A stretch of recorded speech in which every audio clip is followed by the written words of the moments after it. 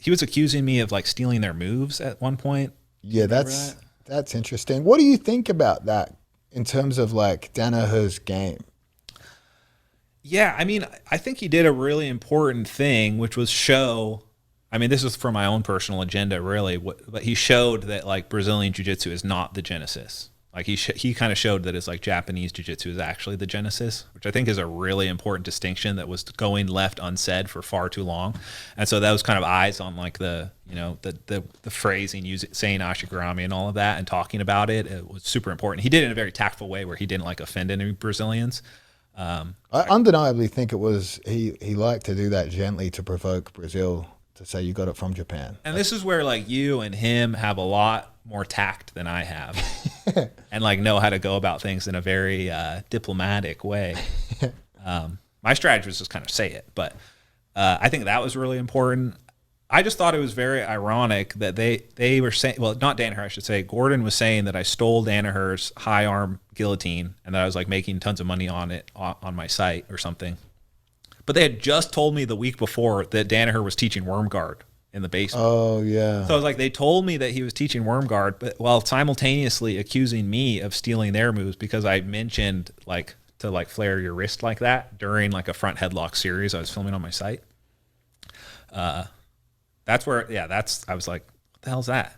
I mean, it's so hard to say like anything's clearly your move, you know, because like obviously a lot of stuff Danaher teaches is Marcelo Garcia's game, you know? I mean, like what does your even mean? Like it implies some sort of ownership of like a configuration of human bodies. That's like saying you own a dance move.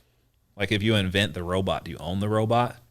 And so I actually have been really curious about this exact subject. Did the robot dance move exist before the idea of robots? That's a good question. Probably not. But there is some case law about owning moves, but not jiu-jitsu moves, yoga moves. Yoga moves. So that's the only thing I could find. I couldn't find anyone like suing anyone about like dance moves or any sort of other move because I was really curious about this at the time. And it turns out that there's actually some like lawsuits that occurred where people tried to like claim yoga moves.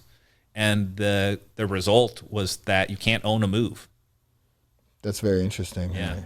Like you can't say I invented this particular body configuration and therefore no one else can do it. And while I think it's like obvious that like jiu-jitsu should kind of be similar, that's not the take most people have adopted. Yeah, we all see something and try to make it better. It doesn't mean it's yours, you know? Sometimes you'll see people do moves that have no ability to teach it, but you can teach it, and you're like, maybe obviously I should be teaching this because you can't teach it. Yeah, I'm like inspired. I try to credit people. I'll be like, hey, I'm inspired by, or I feel like a lot of the stuff I'll do. I'll be like, hey, I saw Tellez do these reversals. Well, that's the thing. Is like most people will just do that. It's strange to like claim that someone has stolen your move. It was like, well, did you invent? Like, what is the story of this move? I thought about naming worm guard like Cornelius guard, like De La Riva guard. A lot of people said I should have done that, but I felt like it just would have been, I don't know, a little too much. I don't know. It would have. I mean, if you did that, it probably would have been renamed in Japanese anyway. Sure. It doesn't even deserve to be a move, honestly. It's a troll move. It was a temporary thing. We don't like. People are still playing it, but it's like you don't have to anymore. You can drop the facade, guys. Like, we did our damage. I tried to do that with the octopus guard. I called it the reach around guard. That didn't stick too well. I think people are uncomfortable with that. It's amazing. Like you would think like that's like the kind of thing it'd be like on brand kind of. It's like you think it would stick, but it doesn't stick. People really love invertebrates. It's like particularly it has to be an invertebrate name. So like spineless bugs. That's true. Like crab riding spider, stuff. Butterfly, worm. I don't know why, but something about like spineless insects is like what people love. I mean, I think it represents. Those are the American version. The Japanese ones don't say that. Well, I think it just represents the big figures in jiu-jitsu. We're all spineless, you know? I think it's actually translations from Brazilian names, though. Oh, really? Yeah, I think because we took Americana from the Brazilian name. I think like worm and butterfly, I think there's like a Portuguese analog for that, and that's how those names came about. But and I came up with something called crab guard, similar exoskeleton. That was a big hit. That helped. Where did the buggy come from? I looked into this a little bit, and apparently there's some white belt named Austin who actually came up with this move. And there's a few people contending saying that they claimed to invent the buggy. Who claimed to invent, was it Samuel Braga claimed to have invented the berimbolo? Oh, maybe. Yeah. I think that was like, I think that was something actually where like he didn't claim it, but someone came back. I think it was like Edwin or some other guys were like, actually it was Samuel Braga. And he's like, okay, it was me. Busted, you got me. But then it comes down to like, well, who did it first on video in competition? I think if you're going to try and make that claim, you better be able to say that you did it first on video in competition. That's kind of always been the acid test for like, if I'm going to claim a move, I'm going to be like, I did it first in competition in 2010 or 2013. Cade getting PJ, it was like the first real time we saw the buggy work at a high level. Yeah. Even though it had been done previously. But I remember, but the problem is sometimes it takes a good guy to do something for you to believe it. Like when you see white belts doing buggies, you were like, that's just some dumb shit. And then Cade did it and you were like, maybe. But then I did it in training and I was like, it's actually pretty funny to do this to people. So I'm going to get involved. I still can't do a buggy choke. Really? Yeah. You would think I'd be able to do it, but I can't. I like it just for how much it bothers people. You know, I think that's what I get off on. I mean, from a like tactical perspective too, the fact that you can be so threatening from a disadvantaged position, that really changes how the meta works or like what you're going to do. And because like it's more threatening than it is because it's so, the thought of getting tapped with it is so over defender. It's a great form of guard retention. Yeah. From like, I mean, how has that changed things? Like are people, I guess it hasn't changed too much.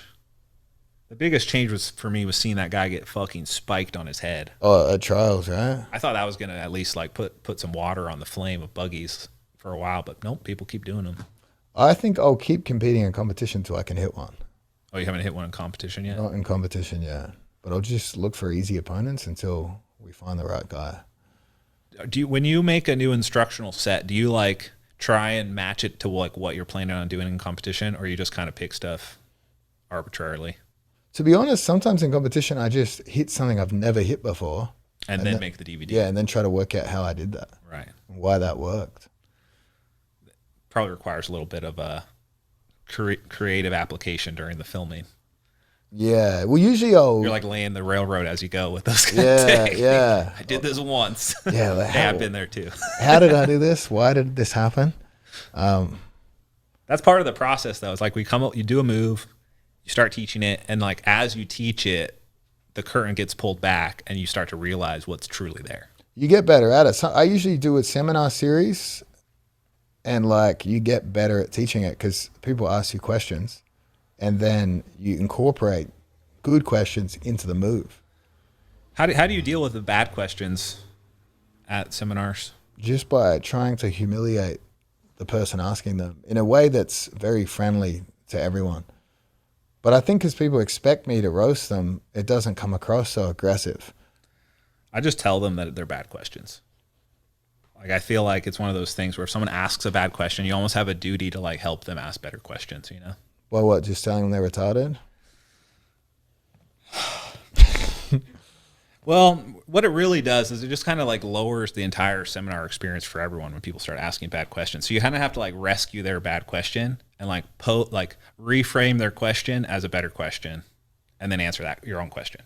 So you just ignore their question, ask your own question, pretend that they said it, and then answer. And that seems to kind of help get around the awkwardness sometimes. Hey guys, most people study jiu-jitsu through instructionals that look clean, but they don't show what actually works under pressure. Here we learn from matches, where technique is proven when everything's on the line. That's how you cut through the noise and see what truly works when it matters. On my Patreon, you'll find free breakdowns from the newest matches I can't post on YouTube, full studies, and complete guides, all built to help you improve faster and train smarter. You can start free right now. The link's in the description and pinned comment. And if you're new, subscribe and hit the bell so you never miss the next study.